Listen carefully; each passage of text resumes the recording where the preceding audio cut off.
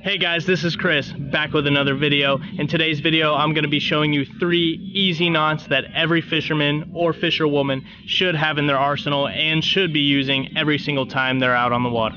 Let's not waste any time and let's jump right into it. Also, if we can hit 120 likes on this video, I will be giving away a free pack of DOA shrimps to anybody that comments on this video. So make sure to hit that thumbs up button and comment. Alright, so the first knot that I'm going to teach you how to tie is my go-to knot for everything. It's an all-around great knot. You can pretty much use it to tie anything to anything. So hook to leader, swivel to leader, main line to swivel. It's a all-around go-to great knot. It's going to be the improved clinch knot. So the first step of the improved clinch knot is to take the eye of the hook here, feed your tag in or just your line through that eye, and leave your lines just like so. And then you're going to start wrapping the line, your tag in, around your main line. How many times you wrap it is going to be dependent on what size leader you're using to tie to your hook, or what size braid you're using to tie to your swivel. So the bigger the line is in diameter, the less wraps. The smaller the line is in diameter, the more times you wrap it. Then you're going to take your tag in here and feed it through the loop that you made on the right near the hook. And then you're going to be left just like so with another loop created. And then you're going to take your tag in and go back through, right through that that loop that you created earlier. And then you're going to be left with this, and you're going to essentially wet your knot. Once your knot is wetted, you're going to grab your tag in and your main line and just let your knot form like so.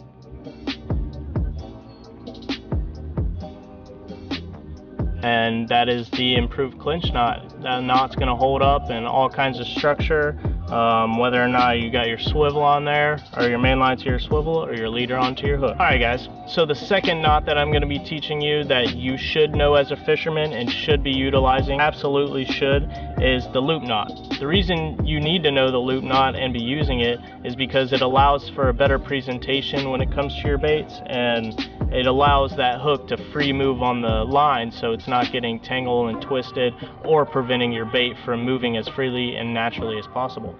So the first step with the loop knot is you're going to want to create just a simple overhand knot, easiest of all knots you can tie. Also make sure you have a little bit of a good amount of tag in line. I like to have a good amount of tag in when I'm doing my loop knots. It just allows more line to work with.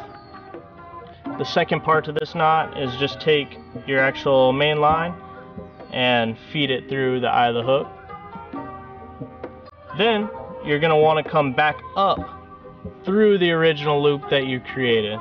So you're going to want to feed your tag in right through the original loop that you made, just like so. Then you're going to want to take that loop, the original overhand knot that you made, and you're going to want to basically put it on the eye of your hook and just pinch it and hold it down so it doesn't go anywhere, because you will be using it in just a second.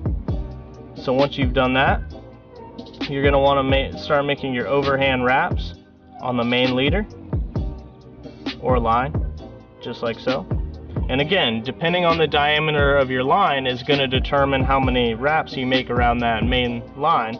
So smaller diameter, more wraps; bigger diameter, less wraps. Then you're going to want to take your tag in and not go through the bottom loop, but basically go through the top loop. So you're only going through one. So you're actually going through that main circle that you originally made with that overhand knot. You're going to be left with kind of this mess here.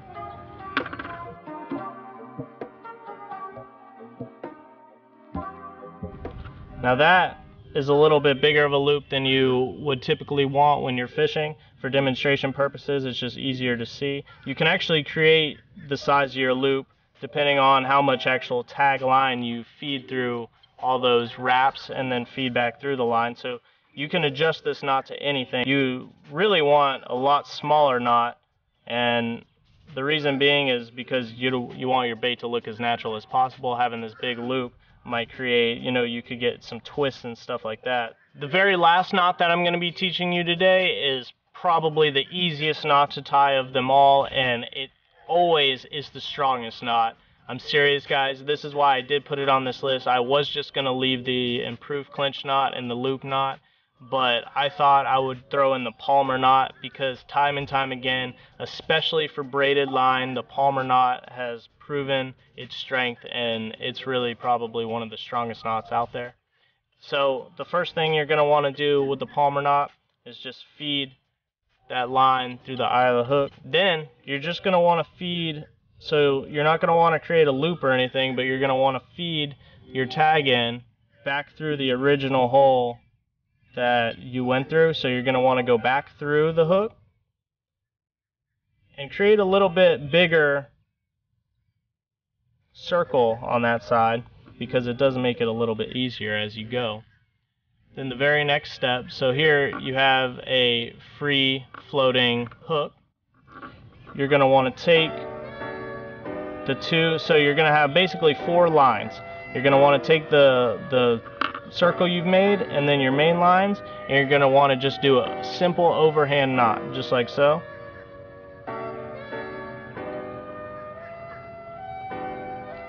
Feed that through there.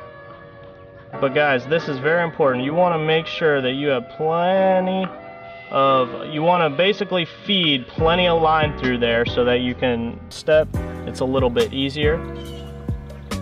So once you have this big loop on this side, you're going to want to just simply feed your bait or your hook, so your artificial or your hook, through that big loop.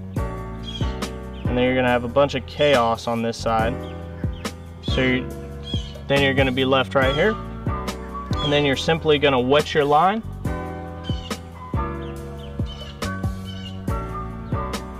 And then you're going to want to actually, this knot I like to pull slower than a lot of other knots because it can actually get really tangled up.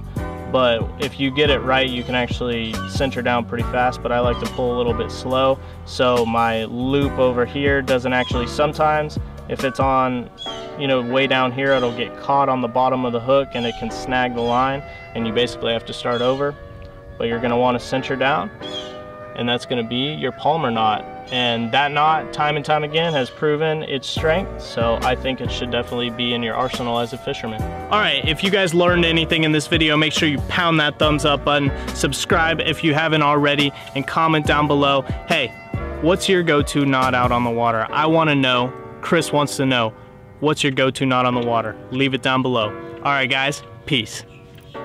Guys, power plants make really freaky noises. I'm not even gonna lie. This thing's always moaning and growing. Look at that zoom. Whoop, whoop, whoop.